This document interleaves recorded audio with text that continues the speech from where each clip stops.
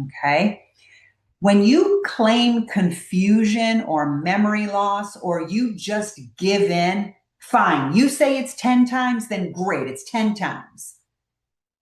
That's not connecting. So that's a big pattern. Now here's where I can't speak for you, obviously. Only you know what you know.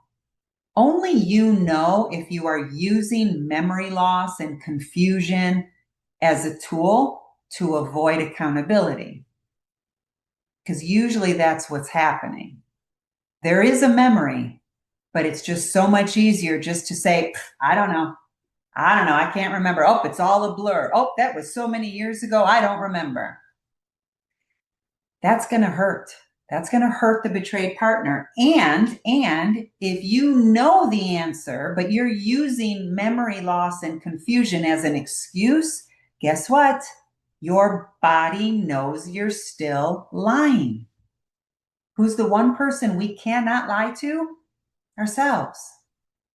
You can't lie to yourself. If you want to truly transform, you can't use these default tools, especially if they're not even true.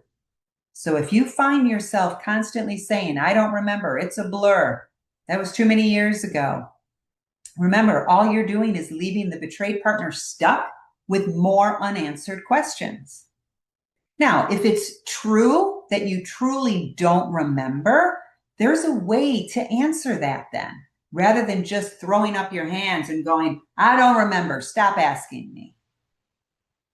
There's a way that you can say in a very connected, emotionally connected way, you know what? This is what I do remember. The rest is kind of blurry, but I'm going to sit with this. I'm going to sit with this and really try to see if I can remember.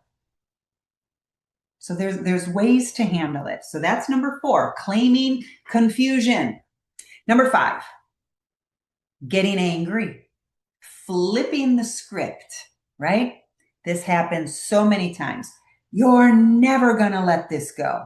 That's that angry attack, right? I've apologized a million times. When are you just going to let this go? There's a lot of nonverbal that comes with this too, right? A lot of hand waving and oh my gosh, and head rubbing. And there's a lot of nonverbal that comes in when we're angry. If that's you, if that's your default pattern, then we've got some work to do. What is it? Anger management, right? Anger management. So many people need anger management, but I've never really liked that term. I like manage my anger. How about we try to understand what's causing us to become angry? How about if we try to understand why anger is my default pattern when I'm in conflict? Maybe we can heal that so that I don't get angry.